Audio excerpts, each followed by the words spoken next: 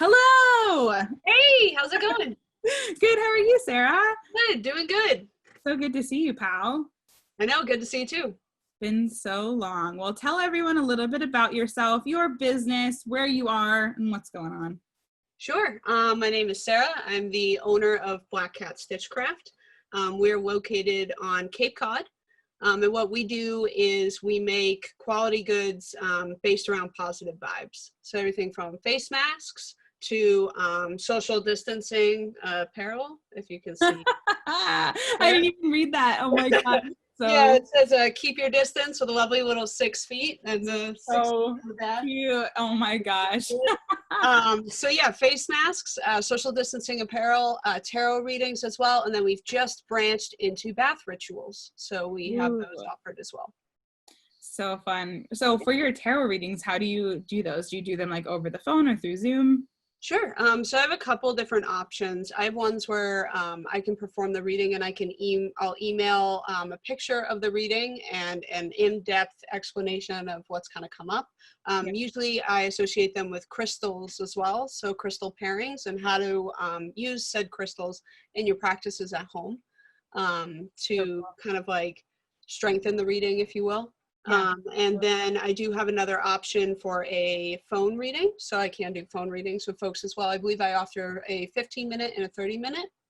And then I am hoping to branch into Skype as well down the road. Cool. That's awesome. I love that. So tell us about like how you got started with this. I know you're a very creative person. We know each other from college and you are so artsy fartsy and make all the cool stuff always. So how did you transition? Rainbow hair. Yeah, I know. Can you tell we were art school kids? With the art school hair.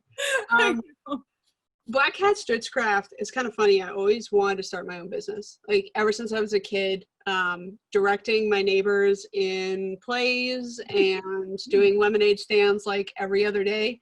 I knew that I wanted to start my own business, but just like everyone else, it's like when, and how, and what am I going to do? Right. So for me, Weaver and I kind of started during a really uncertain time. So during the pandemic, I was working a frontline retail job, and the pandemic had just been announced, and PPE was not available. And I have my grandmother-in-law's sewing machine that she actually passed down to me right before she passed. And I just had some fabric scraps from old projects, and I was like, I can't look around and see those that I love and my team members being a leader. I can't support them without them being safe. So I started making free PPE for the team members, and people were like, I'll pay you. And I was like, I don't want to get paid for this. I really don't. I just want to provide the free PPE to those who need it. And I ran out of materials. And that's when I was like, okay, maybe I could sell masks online. I was like, and people were still throwing me money my way, even though I said no. So I used that to buy new fabric to then provide more PPE to those I work with. And even like, if the postman stops by, I drop them off a mask. If I go to my nurse, I drop them off masks. So sweet. So it just was a way to fund that. And then it also became I think I've kind of started a small business. Yeah. Isn't that how that happens? You're like, oh, wait, I'm doing the thing.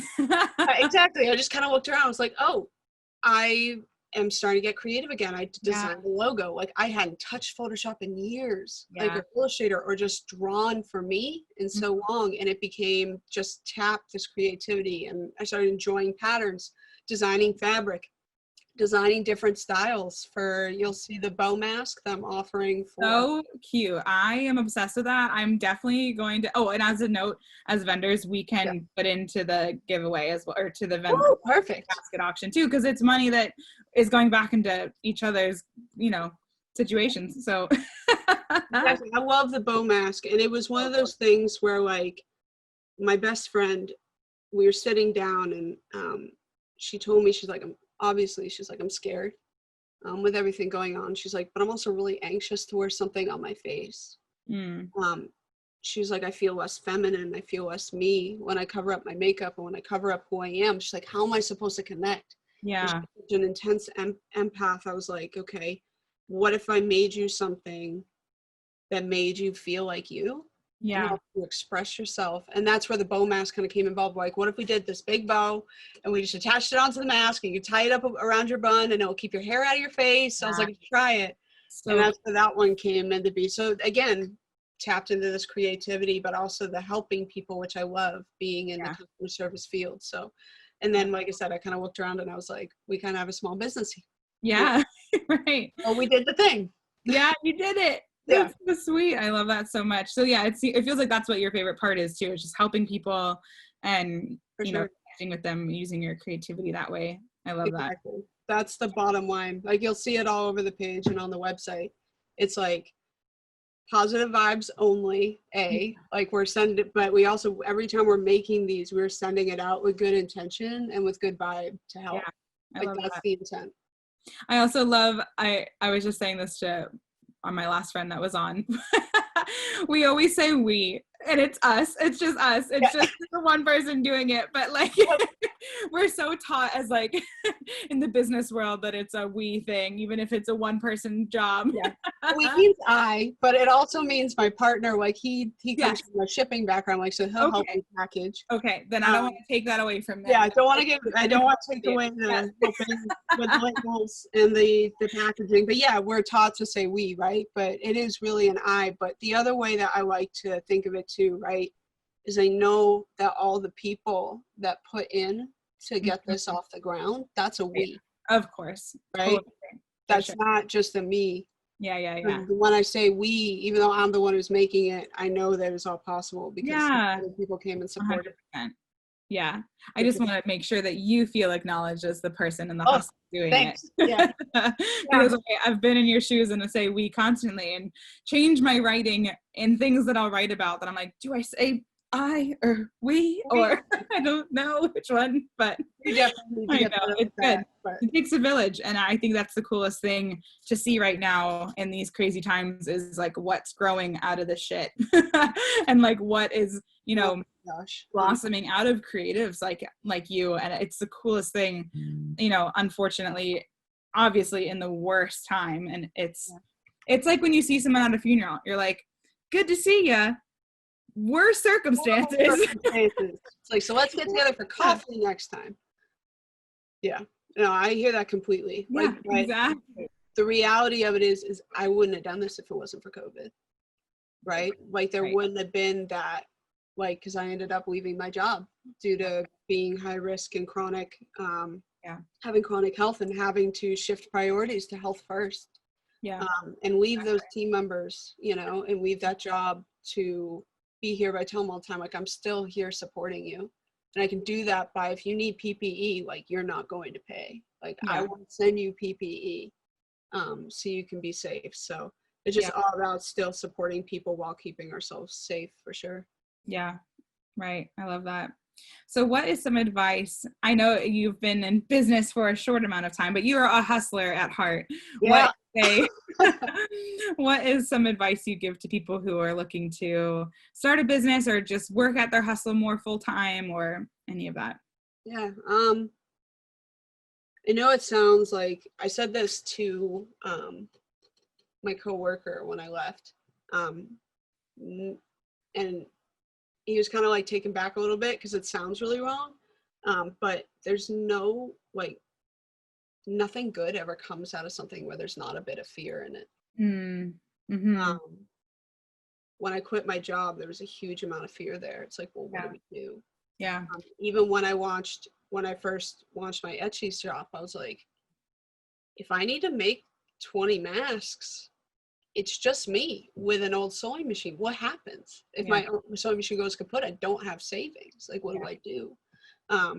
There's always that, you know, and as artists, like, I can speak to the artistic standpoint, right? What if someone doesn't like my stuff? You can love your stuff and be like, it is complete and it is beautiful, and you put it up there and someone's like, that is garbage. And they'll tell you. People love will tell you too. It's like, you gotta, like, even with, you know, branching into tarot cards and readings and branching into bath rituals, I knew there were going to be people that would not like what I was putting out there. But it's one of those things where it's like, you know what? I can swear on here, right? That's fine. Go for it. Yeah. Yeah. Right. At Yeah. that point, it's like you have to, if you feel like you know it, like there's that spark in there. Yeah. Like I said, I've known it since I was a kid. It's there. Even if it's small, it's there. Yeah. You and I are so similar in that way. I think why we were friends in college too is like we just have that like that flaming ambition to just like make shit happen all the time. When I was a little kid, I was that same way. I like give me a lemonade stand, give me a booth of any kind. I remember, I think it was like the year 2000 where some New Year's Eve party my dad was having. He was having all of his friends over and I was like, Dad, I have these stickers and I want to sell them to people. And he was like, bless his heart, he is an entrepreneur as well too. So like he didn't squander my blessed little thoughts, but he set me up with a card table and like all my little trinkets and doodads that I was trying to sell to people in our house. And like it's so funny because I'll never, like I had a vision back then. I was like, people are going to be lining up. They're going to be buying all my stuff. And like waiting outside, I'm going to have lines for days. Yeah, no one lined up for my shit. And it broke my little heart. But like, that was like the earliest memory I had of like, I want that connection with people and I want to have that exchange. I also would play, my grandfather had a Dodge Ram pickup truck with like one of those big shells on the back that you can like climb into and actually like stand inside as a little kid.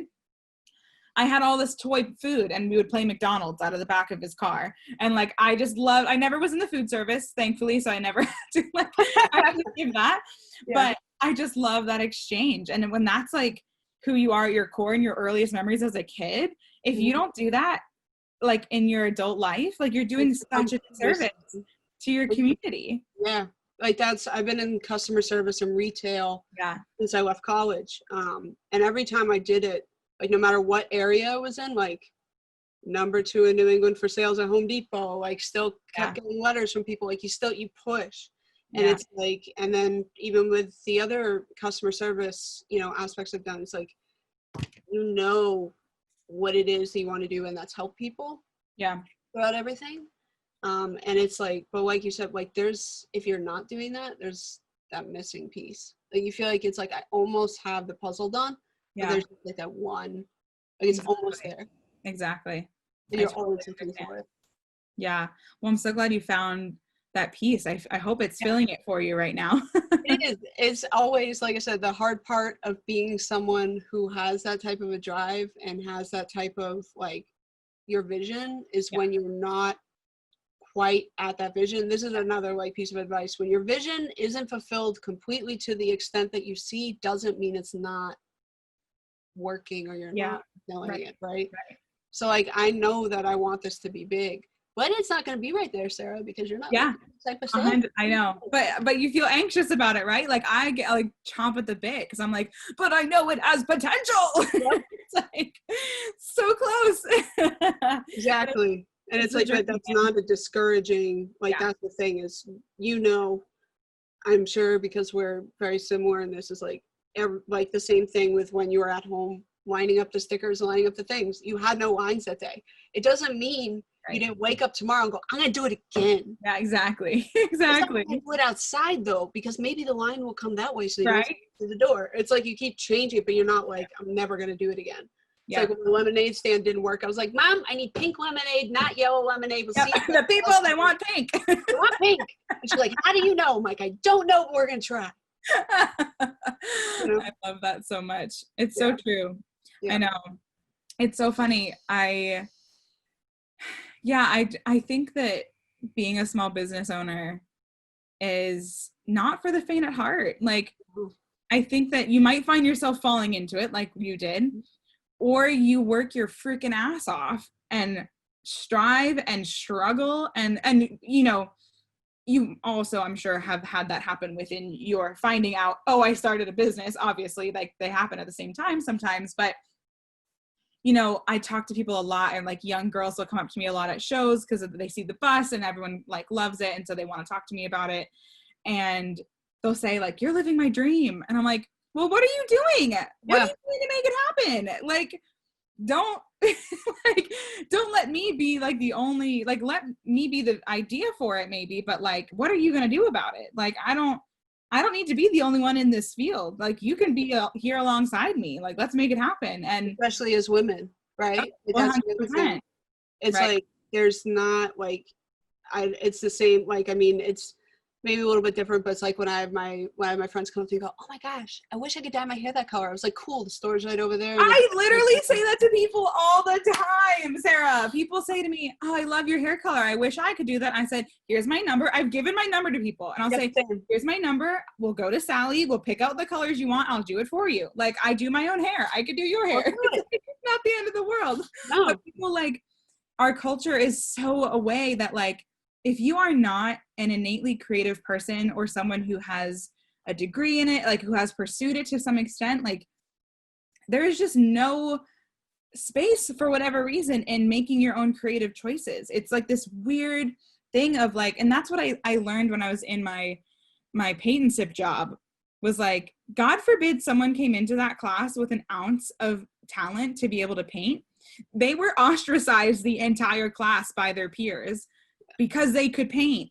That was the whole point. But they felt bad about themselves, so they didn't like that someone could show them up at it. It's like, we're all here together, man.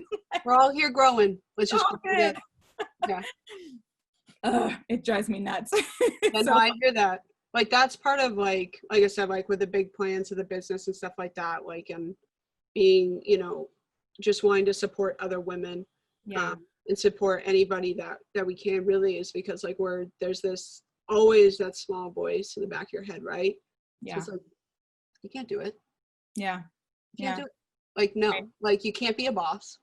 Right. You can't be you know, you can't do this. Yeah. Nope. Like, look around you. Who do you see that's doing it? Exactly. Even though there are women that are doing it, you're seeing so many other people that are, you know, that are not like us doing this. And it's like, what are we supposed to do?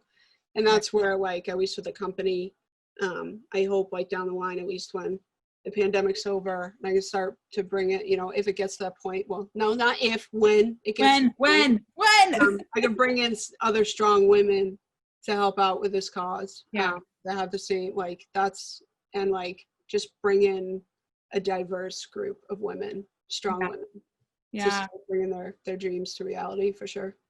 I love that. Yeah, so I mean, that's right along with the next question of, what are your plans and dreams for growing this in the future? Like, what do you see happening?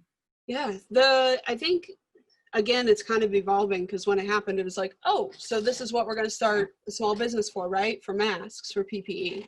I've always known, no matter what small business I open, I want it to have some sort of community outreach element, safe space for those in the LGBTQ space as well, and for just any type of group of people that need a safe space to be.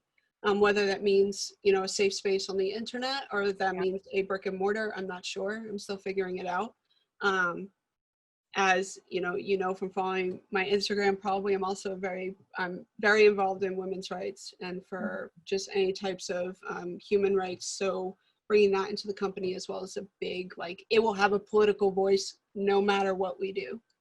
There will be a voice behind it, and it will be loud. So I'd want to say, probably in the immediate, you know, when the pandemic's over, probably be bringing more people on board and just brainstorming on what we can do to help community, and how we can, you know, always emit those good vibes through, whether it's different products or services. Like, that's the goal. I love that. That's awesome. So how can people support you right now? Right now, to be honest, I'm not really the one that needs support right now, during this time. So probably the best way to support would be to donate to, like, for what I'm planning on doing. I'll put an announcement on my Etsy page and on our social media platforms. We plan on donating 10% of all the sales from now until the 14th, to go to colorofchange.org. Awesome. So any of the 10% of any of the sales made, like I said, from now to the 14th will go towards there. Yeah, send me that in an email or a message so I can include that in your yeah, link on our page. absolutely. Like I said, it's kind of a new thing we've been deciding on. Well, I've been deciding on the percentage. But yeah, that's a big thing. And I'd say just the best way would just be to support, you know, I can't remember a lot of the sites right now. I have them all on our Instagram page, on our social media page. Like the Minneapolis Freedom Fund, any other type of bail bonds funds as well for folks in Massachusetts and any other cities as well. And like the Color of Change and Black Lives Matter is what's really important right now, for sure. Yeah, so appreciate that. Yep, and I'll have this posted everywhere else too, but you can also donate to, I'll have it specifically named by the time this is aired, but you can purchase entries to our small, virtual basket auction, and you can try to get one of Sarah's masks over there, and all the money from that is going to be going towards an organization through Black Lives Matter. That's a local New Jersey group. I'll have that specifically linked there as well too. Super important. And yeah, I think it's important that we all do every God blessed thing that we can while being respectful and sensitive to those whose voices need to be heard most, not to anyone else's whose feelings might be hurt by it. Like I said at the beginning, fuck it. Yeah. This is what's important right now. And this is the way to support, for sure. Yeah. Well, I so appreciate you, Sarah, and love you so much. And I'm so glad we got to reconnect and have you be a part of this. You're amazing and glorious. And I'll talk to you soon, friend. Thank you. It's good to see you. All right. Bye. Bye.